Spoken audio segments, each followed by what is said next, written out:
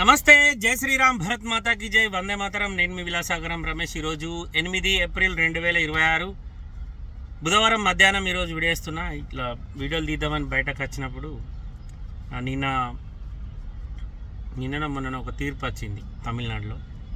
సత్తానుకూలం lockup death కేసులో జరిగిన దారుణాన్ని బయట పెట్టడంలో ఒక మహిళా హెడ్ కానిస్టేబుల్, నిజంగా ఆమెకు హ్యాట్సప్.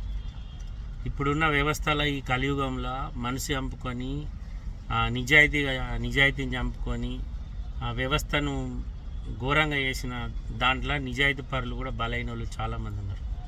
కానీ ఒక మహిళ అయి ఉండి ఇద్దరి చావుకు కారణమైన అంతమందికి ఉరిశిక్ష పడేదాకా న్యాయం కోసం నిలబడ్డది.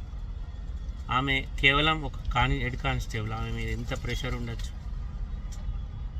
పెద్ద పెద్ద డిఎస్పీలు సిఐలని అడిగిన వాళ్ళు లేరు. పైనుంచి అంత ప్రెషర్ ఉంటుంది. ప్రభుత్వంకు చెడ్డ పేరు వస్తుందని డీజీపీ స్థాయి, హోమ్ మినిస్టర్ స్థాయి, ఇలా ఎస్పీ స్థాయి, ఇలా డిఐజీ స్థాయి, ఇంతమంది ఆఫీసర్లు ఈమె మీద ఎంత ప్రెషర్ పెట్టి ఉంటారు. అయినా కానీ ఆమె న్యాయం కోసం మనసు చంపుకోలేక, నాకు జాబ్ బీగినా పర్లేదు కానీ ఈ అన్యాయాన్ని నేను భరించలేనని చెప్పి అంతమందితోటి ఆమె ఫైట్ చేసింది. నిజంగా ఆమెకు చేతులు జోడించి నమస్కరించాలి. 2020లో మన కరోనా టైంలో, లాక్డౌన్ టైంలో ఇద్దరు తండ్రి కొడుకులు పాపం మొబైల్ షాపు ఓపెన్ ఉందని పోలీసు వాళ్ళు తండ్రిని తీసుకుపోతే కొడుకు పోలీస్ స్టేషన్కి పోయింది. కొడుకు ముంగట తండ్రిని కొడితే కొడుకు అడ్డం పోతే అక్కడ ఉన్న మొత్తం మిగతా మంది ఆఫీసర్లు అందరూ కానిస్టేబుల్ నుంచి చేసే వరకు అందరు విచక్షణ రహితంగా ఇద్దరిని కలిసి కొడితే వాళ్ళు కక్కుకున్న రక్తాన్ని కూడా, వాళ్ళ ఒంటికి అయిన గాయాల వల్ల వచ్చిన రక్తాన్ని వాళ్ళ బట్టలతోటే తుడిపించారంట. ఇట్లాంటి వాళ్ళు చేయబట్టి నిజంగా ఇప్పుడు ఆ పోలీస్ స్టేషన్లో ఇంతమంది మూర్ఖులు చేయబట్టి ఆ ఒక్క మహిళా హెడ్ కానిస్టేబుల్ చేయబట్టి ఆ స్టేషన్కి మంచి పేరు వచ్చింది. నిజంగా ఆమె కూడా వీళ్ళ లెక్క సైలెంట్గా ఉంటే వీళ్ళు బతికిపోదురు. ఇప్పుడు చచ్చిపోయిన వాళ్ళు ఎట్లా తిరిగి రారమ్మా, చచ్చిపోయిన వాళ్ళు ఎట్లా చచ్చిపోయారు, నీకు ఆర్థికంగానో ప్రమోషన్ ఇచ్చో ఏదో రకంగా నేను మేము మేనేజ్ చేస్తాం, ప్రభుత్వానికి చెడ్డ పేరు రాకుండా నువ్వు కాపాడు తల్లి అని ఈమెను ఎంతో ప్రెషర్ పెట్టుంటారు ఈమె మీద. అయినా కానీ మేము మనసు చంపుకోలేక కళ్ళ ముంగట జరిగిన అన్యాయాన్ని ఎవ్వనికి భయపడకుండా సాక్ష్యం చెప్పింది. చూడు, ఇట్లాంటి వాళ్ళు చాలామంది 90% ఉంటారు. కానీ ఒక 10% ఏం జరుగుతుందంటే వీళ్ళ పరిస్థితులు, వీళ్ళు చేసే నౌకరి దగ్గర వీళ్ళు ఉన్న పరిస్థితి, వీళ్ళ ఇంటి పరిస్థితి, ఇవన్నీ ఆలోచించి కాంప్రమైజ్ అయిపోయి బతుకుతారు.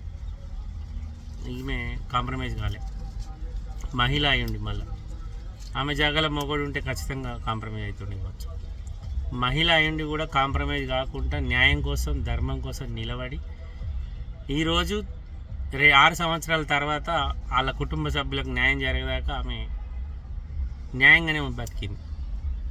అంతే సార్, మనం అందరం పుడతాం సత్తాం, ఎవడు ఎలకాలం ఉండేటోళ్ళు లేడు. కానీ న్యాయం కోసం బతికిన వాళ్ళు కొంతమంది ఉంటారు. ఈ కలియుగంలో ఇట్లాంటి వాళ్ళు ఉండడం నిజంగా చెప్తున్న గ్రేట్. ఆమె స్టోరీ ఆర్టికల్ వచ్చింది అన్నిట్లలో, ఇన్స్టాగ్రామ్, ఫేస్బుక్ అన్నిట్లలో నేను చూసిన, స్టోరీలో కూడా పెట్టిన. పోలీస్ వ్యవస్థలో ఒక అమాయకుడిని, అంటే ఒక్కళ్ళు కాదు ఇద్దరిని చంపిన, ఒక అమాయకుడిని కొట్టేటప్పుడు తండ్రి దెబ్బలకు కొడుకు పోయి ఎందుకు కొడుతున్నారని ప్రశ్నించితే తండ్రితో పాటు కొడుకుని కూడా కొట్టినరట. అంటే మనకు అధికారం ఉండగానే, మనకు పై మీదకి యూనిఫామ్ రాగానే, మనం చేసే ఈ 30 ఏళ్ళ సర్వీస్లో మనం ఏమైనా చేయొచ్చు అనుకుంటారు. అన్ని జాగాల మన పని చేస్తారు. ఖచ్చితంగా మన పైన ఒకటి ఉండడానికి మనం సమాధానం చెప్పాలి. ఇటువంటి వాళ్ళతోటి మనకు సమాధానం చెప్పిస్తాడు. అందరికీ మరణ శిక్ష అంటే నాకు తెలిసి మన ఇండియాలో అంతమందికి ఒకటేసారి మరణ శిక్ష ఇదే మొదటిసారి అనుకుంటా నేను విన్నదైతే. వాళ్ళు సుప్రీంకోర్టుకు పోతారు, ఇంకా పై కోర్టుకు పోతారు. కానీ ఏ కోర్టుకైనా కానీ ఆమె ధైర్యానికి, ఆమె నిజాయితీకి సైల్యూట్. నిజంగా ఒక మహిళ నుండి ఒక పోలీస్ స్టేషన్లో అంతమంది ఆఫీసర్లకు అగ్నెస్ట్గా నిలబడి మీరు తప్పు చేసారు, మీరు చేసింది తప్పే అని పబ్లిక్గా వచ్చి మాట్లాడి అక్కడున్న దాని మీద జరిగిన ఎంక్వైరీ మీద ఆమె నిజాలు చెప్పడం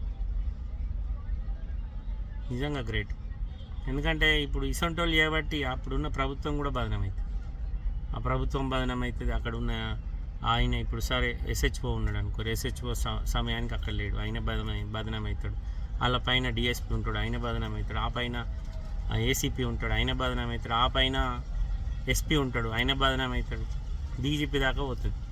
హోమ్ మినిస్టర్ ఏం చేస్తున్నాను సమాజం ప్రశ్నిస్తుంది. ఇట్లా ఇన్ని ఉంటాయి ఒక వ్యవస్థలో. ఇంతమందిని ఒక మహిళా హెడ్ కానిస్టేబుల్, అంత చిన్న పోస్ట్ హెడ్ కానిస్టేబుల్ అంటే, ఆమె ఎదిరించి నిలబడి నిజంగా న్యాయం కోసం కొట్లాడింది, వాళ్ళ తరఫున నిలబడ్డదంటే నీకు పదవి వందనం తల్లి. నిజంగా నియాసంటోళ్ళు కావాలి వ్యవస్థలో. అన్యాయం జరిగింది. ఇప్పుడు వాడు దొంగన కొడుకు వాడే వలన ఏమైనా వేసిండు, మర్డర్ చేసిండు, మనభంగాలు చేసిండు, అసలు చంపినా తప్పులేదు. కానీ ఒక దుకాణం నడిపించుకొని బతికే తండ్రి కొడుకులు ఇద్దరిని వంశమే లేకుండా వేసి పారేసారంటే మీ అసంటోళ్ళకు ఉరి నాకు తెలిసి ఉరి తక్కువనే.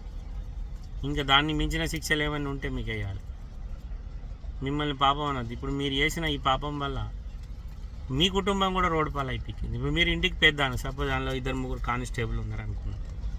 వాళ్ళ బత్తం ఎంత ఉంటుంది, వాళ్ళ జీతం ఎంత ఉంటుంది సార్? చిన్న బడ్జెట్ మహా అంటే నెలకు 20,000 25,000.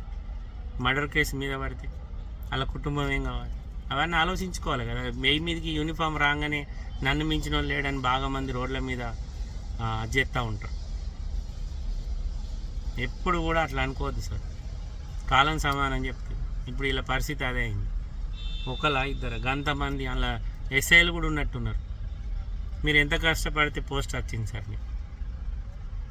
నేను దగ్గరికి వెళ్ళి చూసిన, నాకు తెలిసిన మా బంధువులలోనే మస్తు మంది ఉన్నారు డిపార్ట్మెంట్లో. కానిస్టేబుల్ కావాలంటే కూడా ఆడు చెయ్యని కష్టం లేదు. ఎంత కష్టపడ్డాడు కానిస్టేబుల్కే. ఒకప్పుడంటే పిలిచి హోంగార్డ్ ఇచ్చారు, ఇప్పుడు హోంగార్డ్ కూడా కలిసి వస్తుంది. అంటే మనం ఒక ప్రభుత్వంలో ఒక జాబ్ కొట్టినామంటే మనం కానీ అడుగు మన కోసం వచ్చినట్టున్నాడు ఆపర్చునిటీ. ఒక ప్రభుత్వంలో ఏదన్నా పోస్ట్ మనకు దొరికిందంటే అది కొంచెం వేరే ఉంటుంది. ఇప్పుడు అట్లాంటి వ్యవస్థలో మనం బతుకుతున్నాము. అంతా ఇప్పుడు అన్ని జాగాల్లో సీసీ కెమెరాలు ఉన్నాయి. అంటే ఒకప్పుడు జరిగినాయి ఒక జమానా కింద ఫేక్ ఎన్కౌంటర్లు అని అవన్నీ ఇవ్వని. ఇప్పుడు అట్లా లేదు వ్యవస్థ. ఇప్పుడు ప్రతి ఒక్కరి చేతిలో మొబైల్ ఉంది. ఆ లైవ్ పెడితే కథమే. మంచి వాళ్ళు సస్పెండ్ అవుతారు. ఎందుకో ఆమె స్టోరీ అయిన తర్వాత నిజంగా చెప్తున్నా, అంత పెద్ద ఒక రాష్ట్ర ప్రభుత్వాన్ని కూడా ఆమె ఎదిరించి సాక్ష్యం చెప్పిందంటే నిజంగా హ్యాట్సప్ అమ్మ తల్లిని. నీలాంటి వాళ్ళు నిజంగా చెప్తున్నా, నీలాంటి వాళ్ళు ఏ డిపార్ట్మెంట్లు ఉన్నా ఆ డిపార్ట్మెంట్కు మంచి జరుగుతుంది. అప్పుడు సరైన అన్యాయం జరిగిన వాళ్ళకు న్యాయం జరుగుతుంది. మీ దగ్గరికి వచ్చి వాళ్ళ ప్రాబ్లమ్స్ చెప్పుకోవడానికి ధైర్యం చేస్తారు. లేకపోతే ఇట్లాంటి వాళ్ళు అక్కడెక్కడ ఒకటి తాపకోడు పుట్టి వ్యవస్థనే నాశనం చేసే వాళ్ళు కూడా ఉంటారు. ఏమైనా తప్పు మాట్లాడితే సారీ సార్, నమస్తే, జై శ్రీరామ్.